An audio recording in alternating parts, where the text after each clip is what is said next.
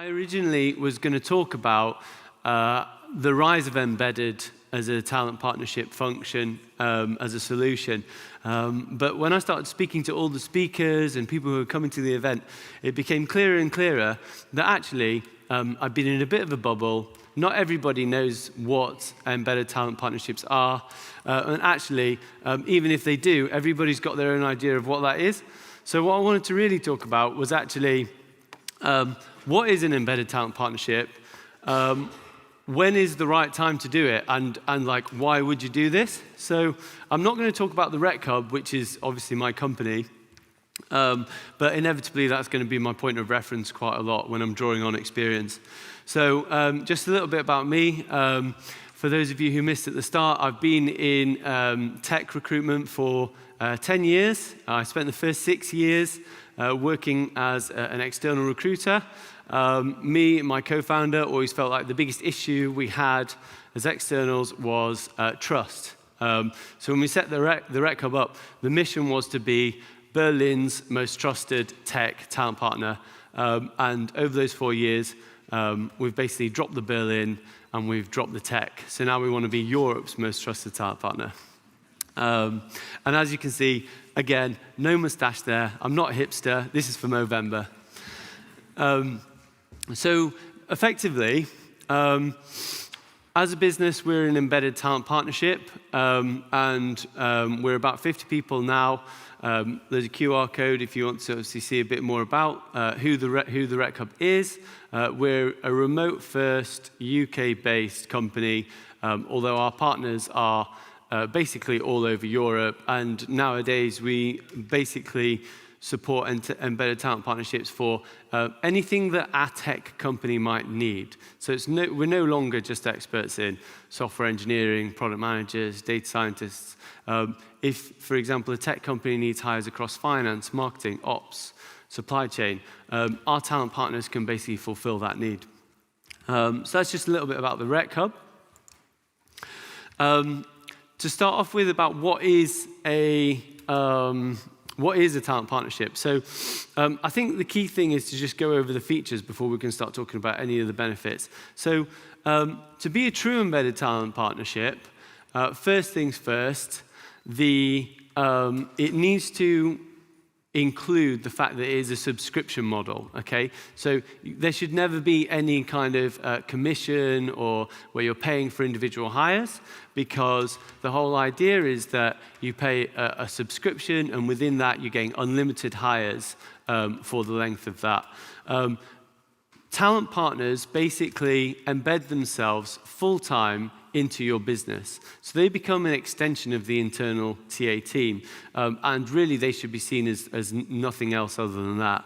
So they become part of the internal TA team. It's a subscription model, and it should really be seen as more like a business partnership rather than necessarily an internal service. So I think this is actually a really big difference. Who here would actually say, like, when I say embedded, or I'm talking about this, it sounds a lot like an RPO. Yeah, it sounds a lot like an RPO. So key differentiator is that, firstly, culturally it's supposed to be different, and the clue is in the name. So when we talk about RPO, it's recruitment process outsourced. We're talking about embedded. So the idea is that we are business partnering with you internally. We're not an internal service. It's not like we're externals sat alongside you. We are part of the team. We're working together to one solution, and it's supposed to feel much different to a traditional RPO. Another massive difference, I would say, is that RPOs often run for like really long periods of time. One of the benefits of embedded, or one of the sort of points of it, is it's supposed to be a bit more flexible than that. You should be able to switch it on, switch it off as and when you need. CFOs don't want to commit to taking on an RPO for 3 years when they don't know what's going to be happening in the next year. Embedded partnerships fulfill that, so it's more time-based. Again, it's different to having freelancers on site, because freelancers, ultimately, it might be B2B, but it does feel a bit more like business to peer.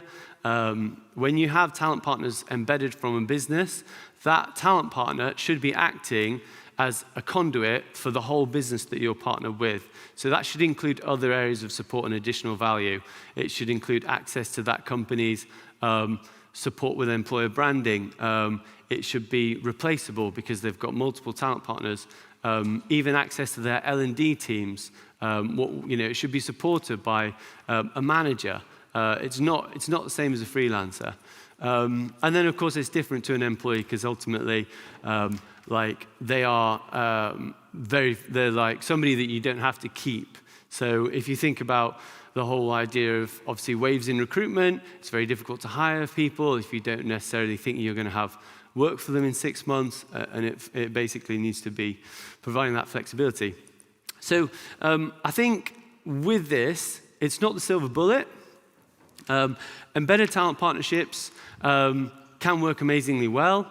If they're not treated properly, you can end up with a hiring situation that looks a bit like this. We've all been there. Your boss is angry. You spent loads of money on a solution. Expectations aren't aligned. No one's speaking to each other. The people aren't a fit for the business. And what we actually find with embedded partnerships is that if the onboarding goes well in the first 2 to 3 weeks, the partnership is a success. If the onboarding doesn't exist and there's no integration of that team, it's really hard to get back on track. And it basically means longer until you reach that value point. Obviously, I spoke about communication. I think that a lot of the time has got to do with clarity around, what is the objective of this talent partnership? What are they here to achieve? And aligning that expectation with hiring managers so that when we become embedded in a business, hiring managers in that company understand who we are, what we're there to do, and people have got realistic goals. So, and then finally, people. Always meet your talent partners before they start with you. Make sure they're a fit. These people should be people that you would otherwise be trying to hire for your own internal TA team. So this is where we want to get to. So how can a talent partnership go well? Again, no mustache. So go native, okay? Best, I would say a good example of this is where I had an embedded talent partner working at the Rec Hub, and they'd been with us for 3.5 months. We are remote first, so we do everything we can to try and make sure that people feel like they belong at the Rec Hub. That can be really challenging when we're asking people to go native at their embedded partnership. And after 3.5 months, this employee introduced me to a friend as the co-founder of Hive, which was his embedded client.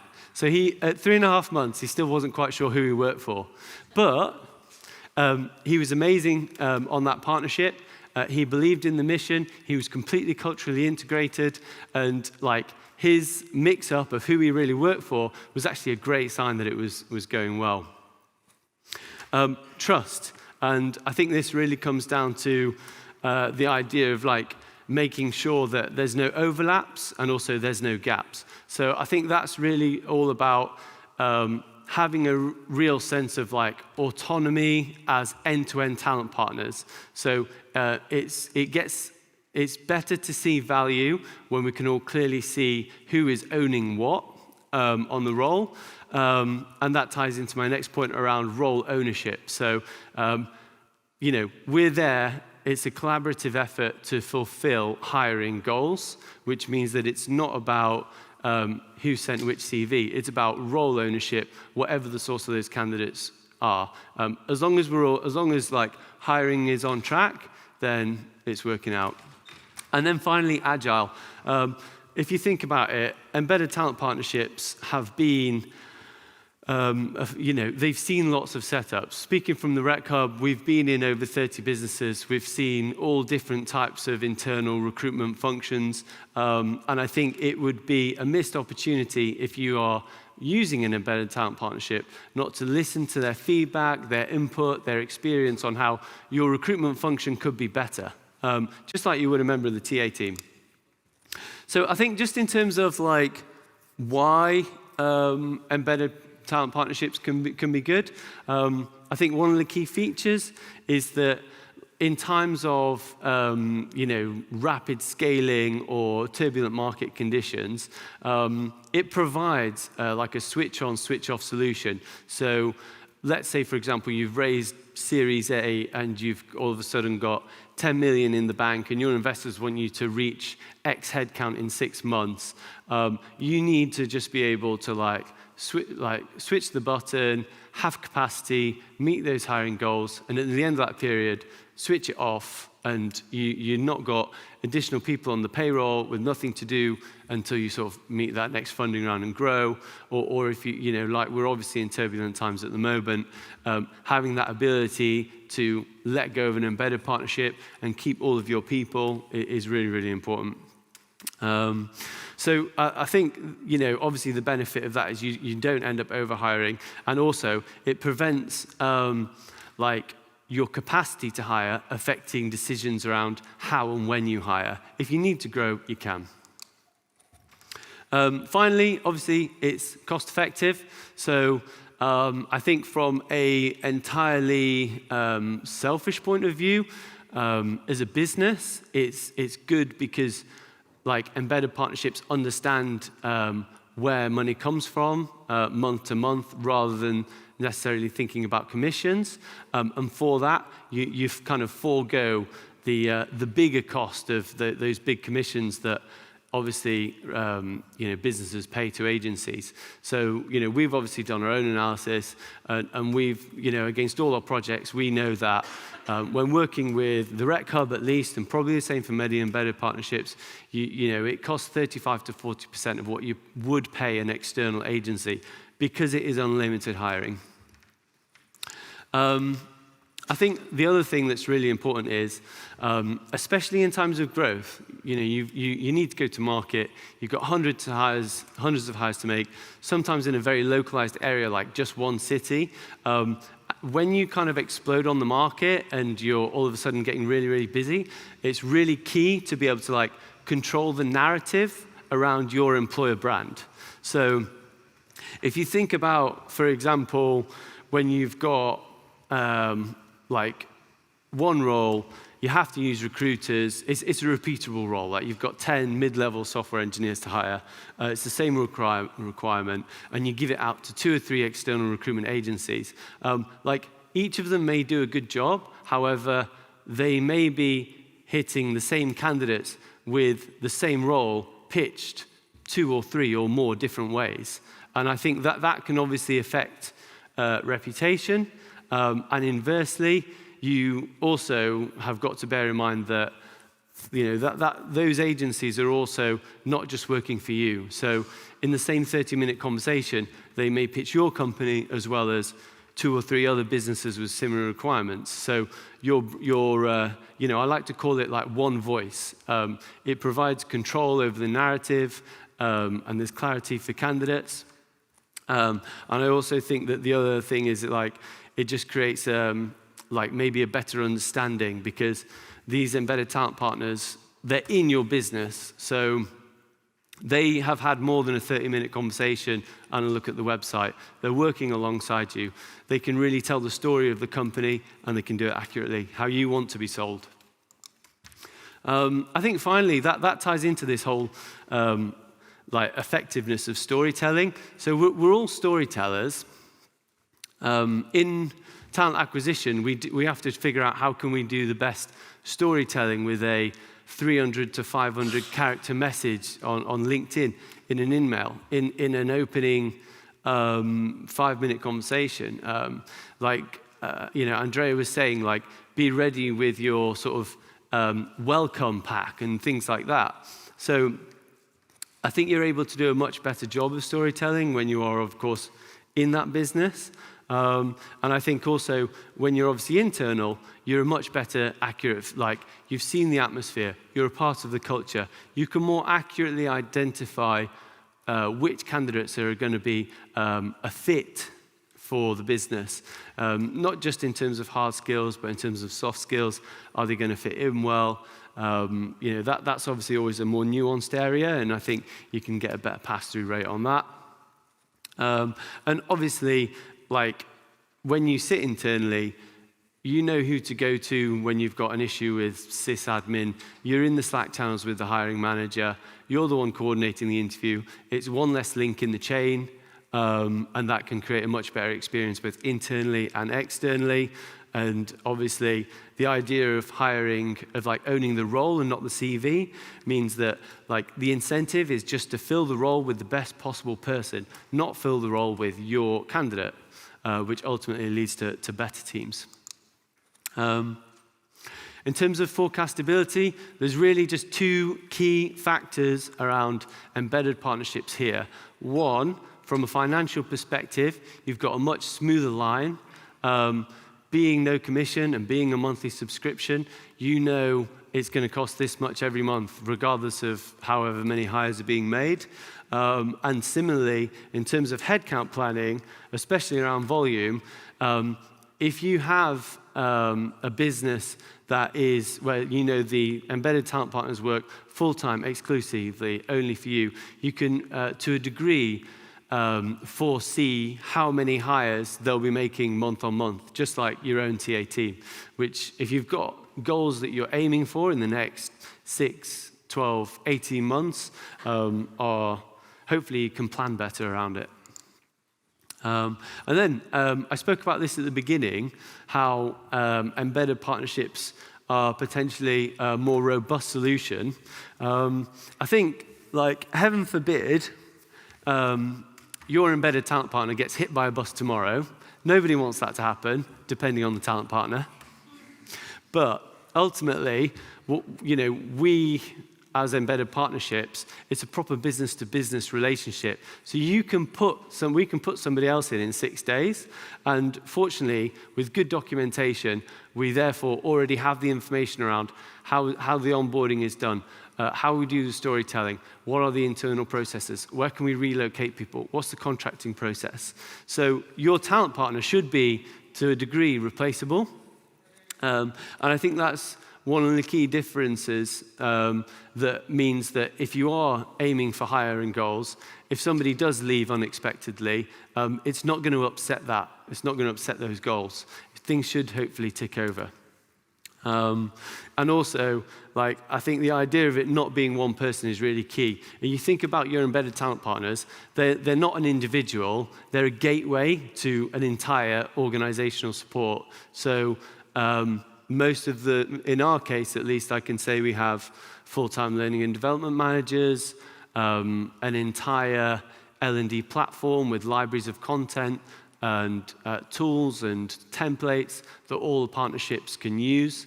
We've got a branding and content team with 2 brand execs that can be deployed whenever you need to do like editorial, audio, or visual content, usually for free.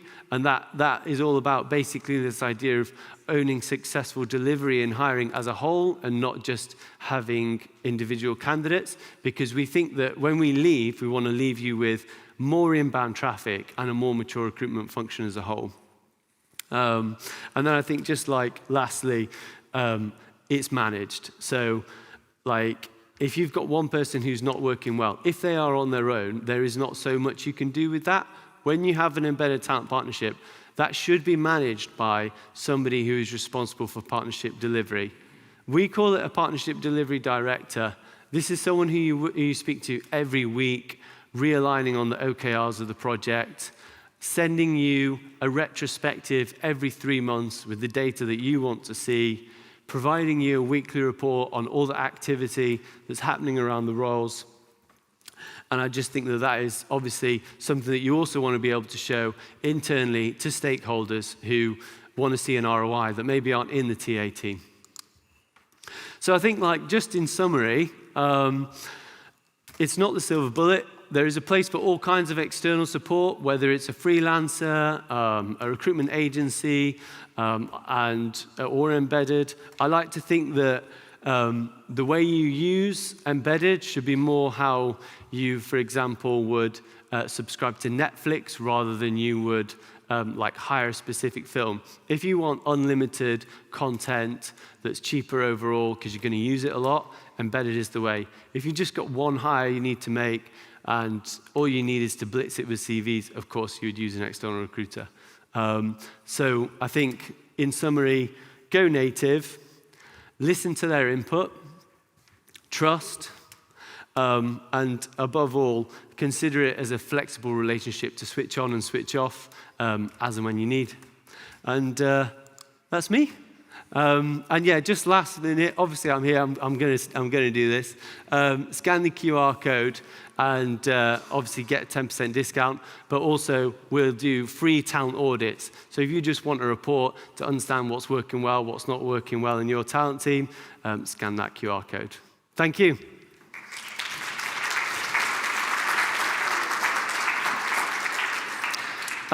Any questions? Yes, Andrea. Thank you. We know we appreciate you. My question to you is, what is the benefit to the actual recruiters of being with you instead of in-house? That's actually a really good question, because it comes up all the time. When we interview people who come to the Rec Hub, we always ask, why don't you apply for internal roles? Or why don't you stay at agency? Like the most common answer is that they still want variety. So they want the internal feel, but they don't want to basically sell one product or service or business for the next 2, 3, 4 years. They want to do it for a while, and then they want to do something else. So by going embedded, it enables them to do internal work, but then obviously do something else. And the other thing, of course, is that people don't want to do business development. And that's a lot of the reasons why they leave agency and go internal. So if they still like the variety, they don't want the business development side, but they still want to have role ownership, embedded's always an option. Any others? Yes.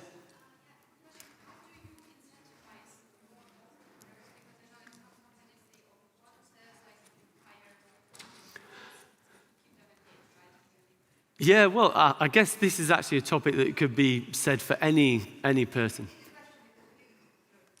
Yeah, so how do I incentivize people to do a good job who work in embedded partnerships, if not monetary? Is that right? Yeah. Yeah, so like embedded should never have any kind of commission or monetary bonus involved, because it misaligns the wrong values and motives. For us, and for myself, certainly, I spent 6 years in external before embedded. One thing that I found to be true almost every single time, money was never a motivator. Money was always an extrinsic indicator of an intrinsic, genuine, underlying motive. So that is often about personal development.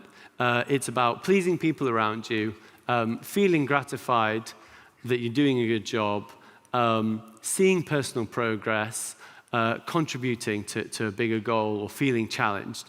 So what we do is like remove the extrinsic indicator completely and be sincere and genuine in taking steps to meet people's intrinsic, sincere, genuine motives. And that's why we obviously have career ladders, L&D, challenges around that, progression. We're very keen to make sure that people get recognition when they're doing a good job well. And then we just find that it's never an issue because people are doing it for the right reasons. Any other questions? Salma?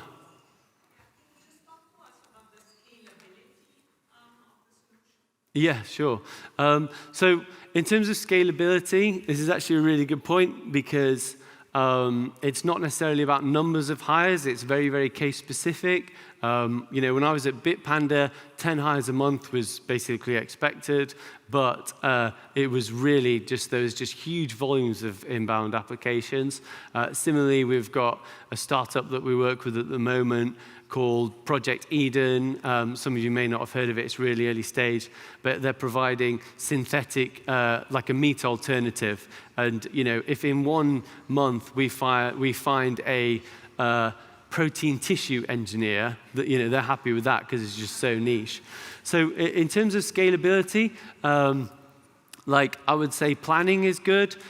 Generally, I think if you want to kick off an embedded talent partnership, as much notice as possible. But if like 1 to 2 people are going to help you hit hiring goals, that's great. If you're talking about having hundreds of people getting hired at scale for a long time, start the conversation. I would say no later than 3-4 weeks before you need to deploy. And actually, in terms of like the volume of hiring, think about what your internal team can do, and then just amplify that, because it's never the case that, for example,